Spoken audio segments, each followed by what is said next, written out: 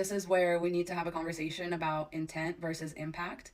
And once you realize the impact, you need to change your intent and your actions. So just because you have a condition, that does not mean you get to do whatever you want. You may have like an underlying reason or condition that makes you more prone to making those certain type of mistakes. But frankly, you don't get to use those conditions to justify emotional abuse of other people. Because I have diagnosed ADD, ADHD, I suspect that I'm very much on the spectrum. I've definitely been there. I've definitely word vomited. I've definitely overshared. Definitely, crossed boundaries. You need to realize that your intent is not enough and you need to change your actions. You're saying I don't love bomb, yet it sounds like you're aware that you overshare and word vomit. Most people, when they're confronted with somebody like that, it creates a certain impact on them. Okay, it creates an obligation. It creates an uncomfortable feeling. Even if your intent is not to word vomit or love bomb, that is the impact.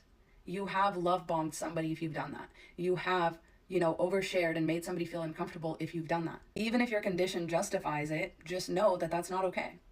That's not okay. And people are not going to want to continue relationships with you, or you're going to find yourself drawn to other people that have these tendencies, and you're going to be enmeshed emotionally and toxically with these people. And I say this with a lot of love. Like, I'm not trying to shit on you, or I just don't want people walking around with this kind of thought process going on in their head, because when you use your conditions to excuse behavior that to other people has the impact of love bombing and emotional abuse, then you're excusing abusive behavior with your condition. And it's like, yeah, I hate that the advice that I have is like probably going to go against your nature. You know what I mean? But you need to know that the impact of your actions, of both on you and on the person that you're communicating with, is not going to be good.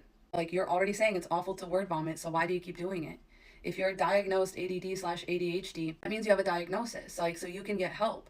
You can talk to a therapist. You can get on medication. Resources online. There's books written about how to sort of like manage your disorder. It is a disorder, and it's not really that you have an attention deficit. It's definitely that you have too much attention. And yes, sometimes it goes into hyperfocus and word vomit and all that stuff. But that being said, that's not other people's fault. It's not your fault, but it's also not their fault. And so when you find yourself like word vomiting on someone, just know that like 99% of the time, that person is probably feeling uncomfortable. They're probably feeling like, how do I wrap this up? They're probably feeling like, oh my God, they just told me so much stuff. And now, I can't just be like, okay, well, it was great talking to you. Bye. I have to respond to this. I have to keep this conversation going. And like, next thing I know, I've been interrupted and word vomited on again. That's not okay. You're not going to have people wanting to be your friends. Even other ADHD people, you can handle it better than like a neurotypical person, but that doesn't mean it's enjoyable. And it doesn't mean that it's something you can just kick your feet up and like go through life with, expecting it to not have an impact on you or others, because it will. So I just feel like I need to let you know that. A lot of people came into the comments and said something like this after I posted that video. And I just want y'all to know that it's still not okay. It's still not okay coming from somebody who has that condition.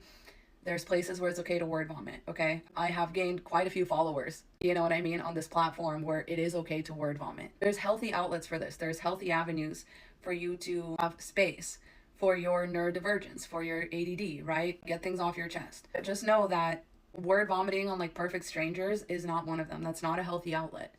It's an outlet, but it's not healthy. And they're not going to enjoy it and you're not going to enjoy it. Like, both of you are covered in vomit now. Like, what are we going to do?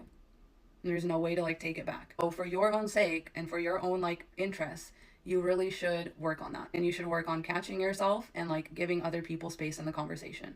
Otherwise, you're not going to have very many friends. And this will impact your self-esteem more than anything, because you will be constantly oversharing with people who then just like slowly back away from you and like never contact you again because you've made them so uncomfortable. And this goes for other neurodivergent people too.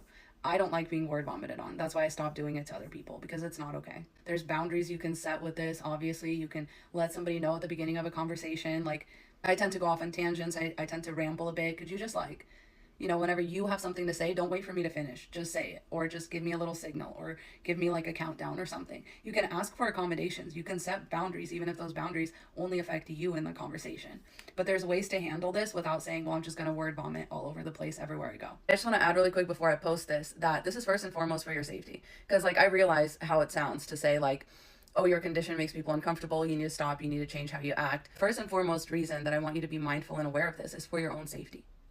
The ADHD, autism, empath, to narcissistic abuse victim pipeline is very real. It's very real because these are the people that are going to sit there when you overshare and take mental note on what they can use against you later. And they're going to use the fact that you have overshared. They're going to be happy to have those boundaries crossed. They're going to be happy to cross your boundaries in return. That's the cycle of enmeshment. That's the cycle of emotional abuse. So even if your behavior is not abusing somebody, it can be used against you to abuse you. And for me, that was really the biggest reason to sort of like get a hold of myself that way, because you really end up attracting the worst kind of people into your life when you do this. You know, if you have other ADHD friends and y'all can, you know, sort of create a safe space, hang out and overshare, like that's fine. That's one thing.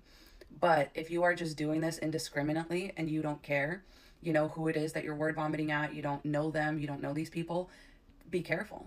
Like, that's why I'm telling you to be careful, because not everything is a safe space for you, especially as somebody with a disorder that can be easily taken advantage of.